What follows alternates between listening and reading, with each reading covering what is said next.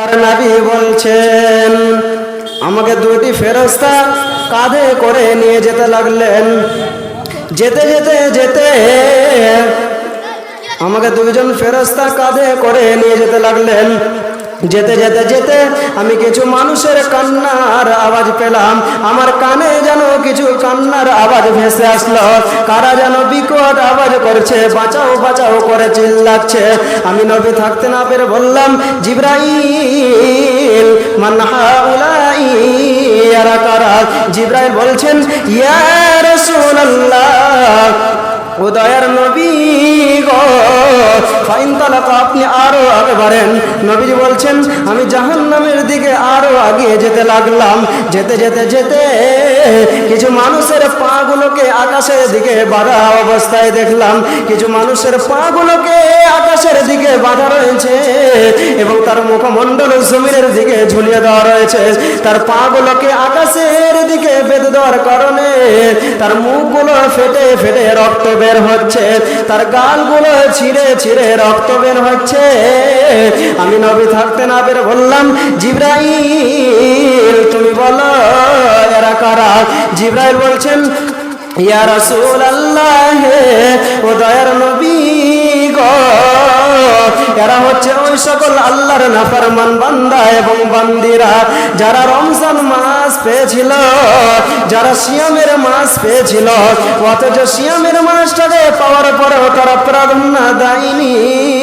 সিয়ামের মাসটাকে পাওয়ার পরেও তারা দিনের বেলায় আহার করেছিল। যারা ইফতারের আগে যারা ইফতার করেছিল, ওই সকল বেরোজাদারের দলেরাকে আল্লাহ রাব্বুল আলামিন জাহান্নামে উল্টো করে টেনে রাখবে। এরা মাথা ঢুকে মরে গেলেও আল্লাহ জান্নাত দেবে না, পাবে না। নবীজি বলছেন, আমি জাহান্নামের দিকে আরো আগিয়ে যেতে লাগলাম।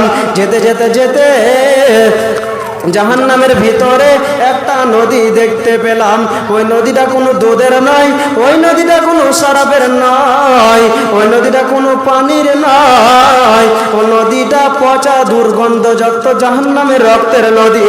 ওই নদীতে আমি কিছু মানুষকে দেখলাম, তারা সাঁতার মেরে ওপরে উঠাবার চেষ্টা করেছে। তাদেরকে ওপর থেকে পাথর মেরে আবার নিচে নামিয়ে দেওয়া হয়। তারা পচা দুর্গন্ধযুক্ত জাহান্নামের রক্তের নদীতে হাবুডুবু খাচ্ছে। আমি নবী থাকতে না পেরে বললাম, জিবরাইল তুমি বলো মান হাউলাই, এরা কারা? জিবরাইল বলছেন, ইয়া রাসূলুল্লাহ, ও দয়ার নবী গো, এরা হচ্ছে ওই সকল আল্লাহর নাফরমান বান্দা এবং বান্দিরা যারা সুদ দিয়েছিল এবং সুদ নিয়েছিল। ওই সুদ দেনেওয়ালা এবং সুদ নেনেওয়ালা উভয়কে আল্লাহ জাহান্নামের রক্তের নদীতে চুবড়ে রাখবে। এরা মাথা ঠুকে মরে গেলে আল্লাহর জান্নাত পাবে না, পাবে না। এরা আল্লাহর জান্নাত যাবে না।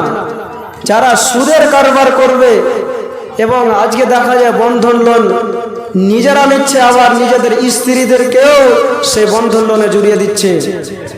কিন্তু আল্লাহর নবী এখানে বললেন, যারা সুদ দেবে এবং সুদ নেবে উভয়কে আল্লাহ জাহান্নামের রক্তের নদীতে চুবড়ে রাখবে। তাহলে পচা দুর্গন্ধযুক্ত রক্তের নদীতে যদি আমরা চুবড়ে থাকি, তাহলে কেন আমরা সুদ নাই? মানুষকে বলছে সুদ কেন খাচ্ছেন? বলছে আজকে সুদ ছাড়া পৃথিবীর বুকে চলা যায় না, সুদ ছাড়া পৃথিবীর বুকে চলা যায় না। তাহলে পৃথিবীর বুকে যদি সুদ না থাকতো, তাহলে হয়তো আমাদেরকে চলা অসম্ভব হয়ে যেত লাগছে।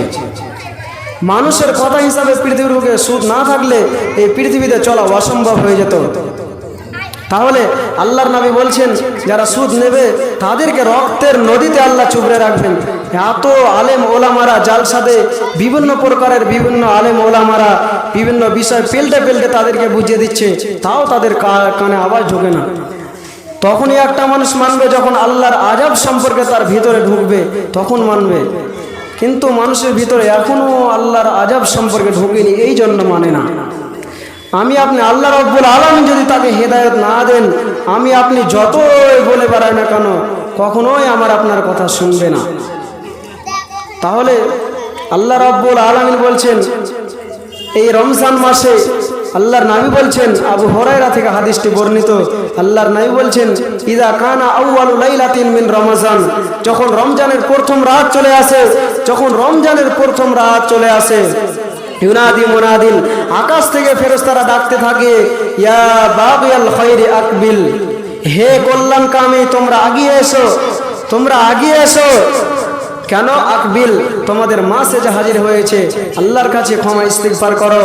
শুধু তাই নয়, ওয়া বাগিয়া শাররি আকসির, হে পাপকারী তোমরা পাপ থেকে বিরত থাকো, তোমরা পাপ থেকে দূরে সরে থাকো।